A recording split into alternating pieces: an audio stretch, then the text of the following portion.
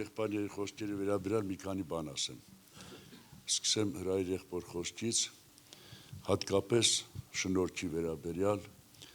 կարևոր բան եմ ուզում ասեմ։ Տիտոս 2:11-ում գրված է, որ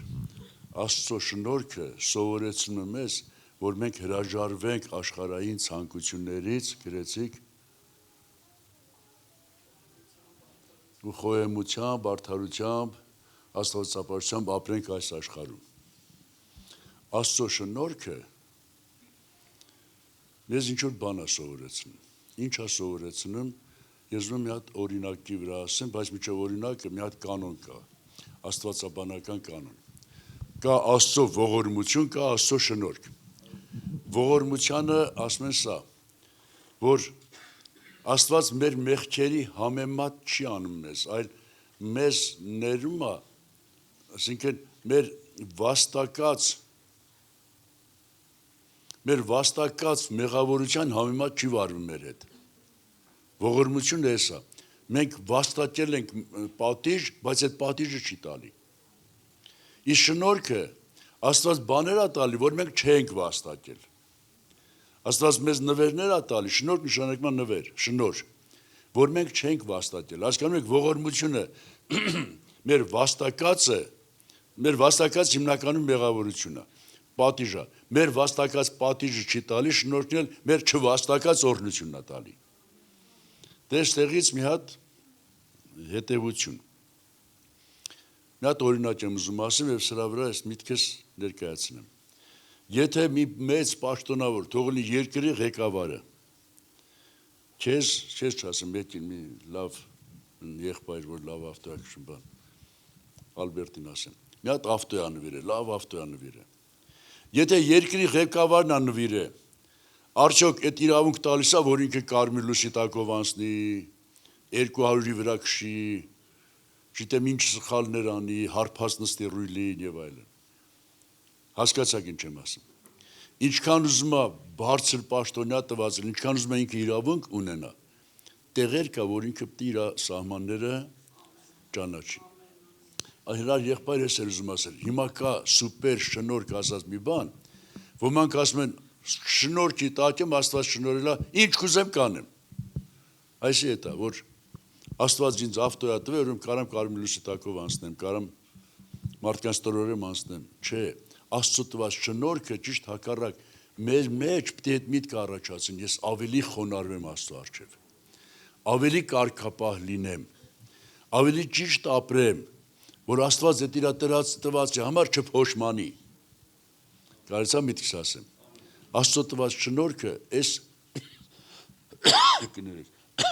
միտքը պետք է բերի մեր մեջ։ Եվ գանք սրան այդ մեր մտքի համար, ես արդեն կուզեմ այդ հրազդանում, որ կարոզեմ այդ միտքը ասեմ։ Էլ չկարդամ, որ ասեմ կհավատակոր, ներից եմ ասում։ Մատթեոս 13:44-ում գրված է, որ երկնքի թագավորությունը նմանվեց մի մարդու, որ արտի մեջ գանձ գտավ եւ ծածկեց, ուրախությունից գնաց իր բոլոր ունեցածը ծախեց, եկավ այդ արտը գնեց։ Այսքանն է գրված։ Մնացածը թողում է մեր երևակայություն, դա ավելի լավ բառ էր։ Մնացած թողում է մեր երևակայություն, այսինքն մտածենք, դրա հետևանքը ինչ կարող է լինել, որ մարդը ինչ կարող է մտածել։ Ասենք, մեկը կարող է դա առնի, էլի որպես արդ ցանի հնձի։ Եվ եթե որպես արդ պետք է ցաներ հնձեր, քո արդեն ինչով էր պակաս։ Ինչի ծախեցիր քո ներկարեսի առար։ Ես կարծում եմ ամենախելացի միտքը էս է, որ եթե այդ արտը արդեն իմն է, որտեղ գանձ կա, ես դե գանձը բացեմ, ես սկսեմ գանձը գործածել։ Ճիշտ է թե չէ։ Թե չէ, եթե գանձը դնենք մի կողմ, այդ արտը մյուս արտերից ինչով է առավել։ Համարյա տարբերություն չկա, սրա առավելություն դրանում է, որ գանձ կա։ Հիմա սրա հոգևոր իմաստը հետևյալն է։ Մենք հանձինս այս խոսքի գանձ ենք գտել։ Մենք գանձ ենք գտել։ Հիմա եթե այս գանձը գտել ենք, մենք արդեն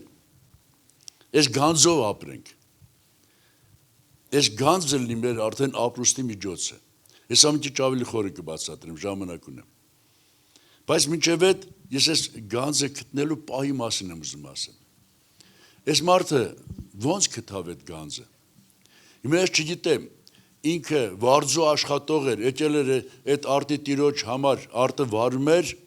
մեծ էլ գտավ, բայց մտածեց, հիմա ես բացեմ, ձեռքս կվերցնեմ, որտեղ արտը իմը չի։ Ինչ անեմ, ծածկեմ, այդ համ վերջը փող ձեռք բերեմ, կամ ես արտը առնեմ։ Փող ձեռք բերելու համար դեպի իր ունեցած ծախի, որ գա, որ այդ փող ունենա գա առնի։ Ճիշտ մտածեց, սխալ չմտածեց։ Կամ կարող է վարձու աշխատող չի, սիբեղ հավաքող է։ Եկավ այդտեղ դանակոր գցեց սիբեղի քոկը կտրելու, իջել դանակը կպավ այդ գանձին։ Ուզում ասեմ, ամեն դեպքում այդ արտը Իրանը չէր։ Դենց ենք հասկանում, Իրանը չէր։ Ինքը այդտեղ ինչ որ մի առիթով մտել էր այդ արտի մեջ։ Եվ եթե տեսավ գանձ կա, ինքը ջանք արեց, որ այդ արտի տերը լինի։ Եվ ինչպես եղավ, իր ունեցածը վաճառելով եղավ արտի տերը։ Այստեղ մի հատ գաղտնիք կա։ Մենք գանձ ենք գտել։ Եվ այս գանձը ճիշտ է խոսքը ցույց տվի, բայց սրա մեջի Աստծո խոստումներն են մեր գանձը։ Հիսուս Քրիստոսն է մեր գանձը։ Եվ Հիսուսին ունենալու համար, Աստծո խոստումներ ունենալու համար, այստեղ արդեն Ալբերտի միտքն եմ ասում։ Այս աշխարհի մտքերից մենք պետք է մաքրվենք։ Դրա համար մաքրություն ապետ, նաև էս ապետ։ Մի մարդ չի կարող երկու տերերի ծառայություն անել։ Ես չեմ կարող եւ աշխարհը ունենալ եւ Աստծուն ունենալ։ Կամ աշխարհը կամ Աստված։ Իսկ որպես Աստծուն ունենամ, աշխարհը պետք է մերժեմ։ Լրի պետք է վաճառեմ։ Լրի պետք է ինձանից հանեմ։ Մի հատ մազ անգամ չմնա։ Այդ արտի գինը ոչ թե գումարով է հաշվում, այլ հաշվում է սրանով, ինչքանով ես քո հնից ազատվել, ինչքանով ես հնից դատարկվել։ Էլի մի հատ պարզ օրինակ ասեմ։ Տանը դուք աման-չաման ունեն մեկ, չէ՞։ Զիբիլի վեդրո, մաքուր ջրի եւ այլ ամանեղեն կա։ Հիմա մի ամանի մեջ, մի կաստրուկի մեջ, միտեղ հին ջուր է, չգիտեմ, արդեն ինչ արած, հին վերջը։ Դրա մեջ նորը լցնելու համար հնից պետք է մաքրես, մի լահագին էլ մաքրես, նորը լցնես։ Ամեն ասում եք սրա։ Նույնիսկ այն ամանը, որի մեջ ճաշ պիտի ուտես, եթե մի հին բան կա, պիտի լվաս նոր, չես կծմդեն, բայց լվում ես։ Հիմա մենք այս աշխարհում ապրելով անմաքրություն կար մեր մեջ։ Լրի մաքուր չէինք։ Խոսքը մեր մեջ հիմա էլ դեռ լրի մաքուր չենք։ Հիմա որպեսզի Աստվածային այդ նորը լինի, հնից ամբողջությամբ դի մաքրվենք։ Գինը է դա։ Աստված ոչ թե փողի գին է ուզում, այլ մաքրության գին է ուզում։ Աստծո գանձը ունենալու համար մաքրության գին։ Մաքրվենք հնից։ Մաքրվենք այս աշխարհի սիստեմից, աշխարհի մտածելակերպից։ Աշխարհի մտածելակերպը ինչ է։ Կռիվ, գողություն, շնություն, չգիտեմ, վրեժխնդրություն, այդ բաները, դրանցից ազատվենք, մաքրվենք, այդ մաքրությունը դառնում է գինը։ Եվ մի բան էլ ասեմ։ Ուրեմն սրան շատ նման օրինակ կա Աստվածաշնչում։ Հռոթի գիրքը, չգիտեմ ովքեր են կարդացել, ովքեր չեն կարդացել, Հռոթի գիրքը այս մասին է, որ Հռոթը իր կեսուրի հետ Մովաբի երկրից եկավ Իսրայելի երկիրը եւ ինչեւ այդ սով էր եղել, իրանք սոված եկան, հիմա Հռոթը հելա, որ արտերից բան հավաքեն, ծորենի հասկեր հավաքի։ Այն որ խաղում տանում են որոշ բաներ թափում է, չէ՞, մնա, չգիտեմ ով է գյուղի այդ դաշտերին ծանոթ, կռուտ, հա, կռուտ հավաքի։ Եվ ընենց եղավ, ինքը հայտնվեց ըտեղի հարուստի արտի մեջ։ Եվ այդ հարուստը որ եկավ, հարցրեց ես ով է, այս աղջիկը ով է, ասեցին ով է, ինքը լսել էր արդեն Հռոթի հավատարմության մասին։ Եկավ քաղցր խոսեց հետո, ասեց ապրես իմ աղջիկ, իմ աղջիկների հետ մնա այստեղ եւ այլն։ Ռութն եկավ Նոեմիին ասեց, որ սենց էս մարդը եկավ բան ասեց, ու ասեց իմ աղջիկների հետ մնա։ Նոեմին մի հատ խոսք ասեց, այս բոլորը պատմում ես մի խոսքի համար։ Ասեց իրա արտից ուրիշ տեղ չգնաս, հանկարծ քեզ ուրիշ արտի մեջ չտենան։ Մնա այդ արտի մեջ, ուրիշ արտի մեջ քեզ չտենան։ Այստեղ ես հոգևոր խորհուրդ եմ տեսնում, որը այսօր վերաբերում եմ ես։ Դե տարբեր արտ է, որ արտ ասում ենք, մոտավորապես այնա, որ մարդը դրանով, ասենք, մեկը իր արեստով ապրում, մեկը բանվորություն անում, մեկը բիզնեսմեն է, մեկը ֆերմեր է, տարբեր կերպերով, տարբեր արտեր մարդիկ ունեն։ Հիմա մենք հայտնվել ենք Աստծո արտի մեջ։ Մենք հանդիպել ենք ստեղ, դե Բոոսը Քրիստոսի խորհրդապատկերն է։ Քրիստոս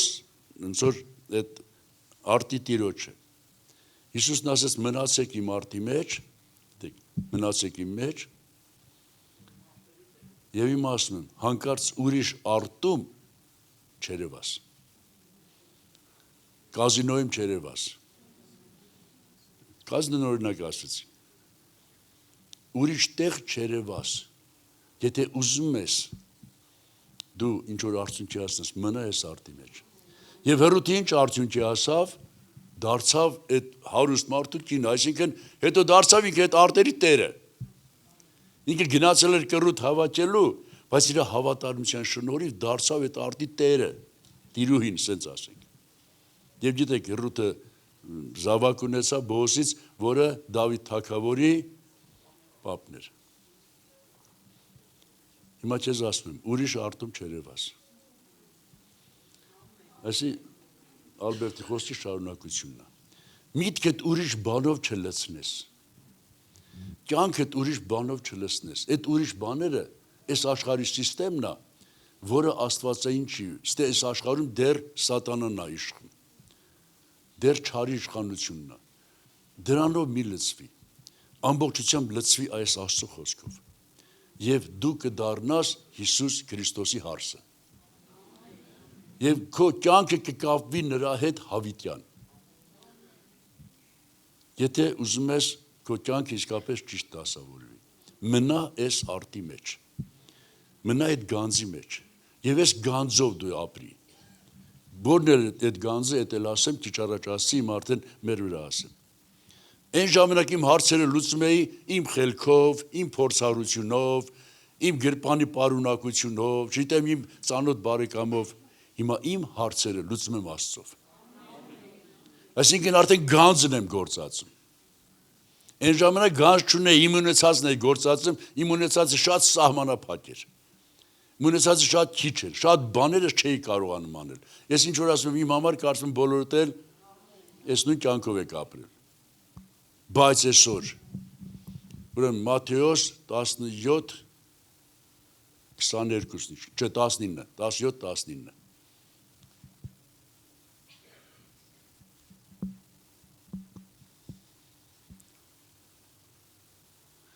Եթե մանանեխի հատի չափ հավատք ունենաք, այս լեռանը պիտի ասեք սրանից այնքան փոխադրվի ու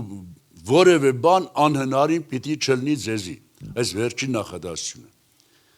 Ձեր համար անհնարին բան չին, այդ է այս արտի գանձը։ Մենք այս գանձը չենք ունեցել։ Մենք այդ կյանքով չենք ապրել, որ անհնարին բան չկա մեր համար։ Մեր համար շատ անհնարին բաներ կար։ Այսօր դու մի տեղում ես, որ այս խոստումը կա, քո համար անհնարին բան չկա, բայց եթե կա, եթե դու այս արտի մեջ ես, այս արտը հավատ կա պահանջում, եթե դու հավատաս, նույնիսկ մանանեխի հատի չափ, անհնարին բան պետք է չլինի, կարդացինք, Մատթեոս 17, 19, ասի լավ դրեք ձեր սրտի մեջ, անհնարին բան, այս նույն միտքը կա Մարկոս 9:22, որ ասում հավատացողին ամեն բան հնարավոր է։ Սա այս արտի գանձն է։ Տեր Աստված, թող այս գանձը լինի այս մարդկանցը եւ բոլորս այդ գանձով ապրենք, գործածենք այդ գանձը, որն է գանձը հավատքով Աստծո խոստումներով ապրել։ Այսինքն ոչ թե ես իմ կարողությունով եմ հիմա կանգնում ես կյանքում, ասենք իմ դժվարությունների առջև, այլ Աստծո կարողությունով։ Ես խնդրում եմ եւ ստանում եմ։ Դու խնդրում ես եւ ստանում ես։ Եվ ասում եմ նույնիսկ լեռներ կարող ես տեղափոխել։ Սարեր կարող ես տեղափոխել։ Դե հասկանալի է, մենք ինչ ենք ուրիշի լեռները տեղափոխում, մեր լեռները տեղափոխենք։ Մեզ հանդիպած լեռներ, այսինքն այն որ Աստված այս սարերը դրել է, այդ սարերը թող չտեղափոխվեն մնան։ Այն դժվարություն որ ծառացած է քո առջև, այն հիվանդությունը, այն սխալ հարաբերությունները, այն աշխարհային ինչ որ հին սովորությունները որ քո մեջ կային, այդ լեռները դու կարող ես լրիվ ոչ թե ընդհանրապես մի քանի սանտիմ տեղափոխել, այլ մինչև օվկիանոս ուղարկել։ Մինչև ծով ուղարկել եւ դու ազատ լինես դրանցից։ Սա գանձ է ժողովուրդ։ Եվ նորից եմ ուզում ասեմ, Աստծո թագավորությունը նման է, որ մի մարդ արտի մեջ գանձ գտավ եւ այդ գանձի տերը լինելու համար գնաց իր ողջ ունեցածը եւ մի բառ է գրված ուրախությունով գնաց ծախեց, այսինքն չի մտածում այն մարդ ես իմ պապական տնից տեղից զրկվում եմ։ Այդ պապական եթե ես աշխարհից է եկել, ինչքան շուտ զրկվեմ այնքան լավ։ Եթե ես աշխարհի սովորությունն է, եթե ես աշխարհի մտածելակերպն է, եթե ես աշխարհից դրված հիմքով կառույց է, ինչքան շուտ դրանից ազատվեմ, այնքան լավ։ Ես նոր գանձն եմ ուզում։ Եվ գանձը արժի մեր մաքրությունը։ Փողի գին չի, այլ մեր մաքրության գինը։ Եթե Հիսուսը միտեղ ասեց, եթե ձեր ամբողջ ունեցածից չհրաժարվեք, չեք կարող իմ աշակերտը լինել։ Նենց որ շնորհակալ եմ Աստծուն այս գանձի համար, շնորհակալ եմ Աստծուն, որ իր այդ գանձ ունեցող հողներ մեզանից չի պահել, չի ցանկապատել, որ չկարողանանք մտնենք, արխային մտնենք։ Համարձակ մտնենք այս գանձի մեջ։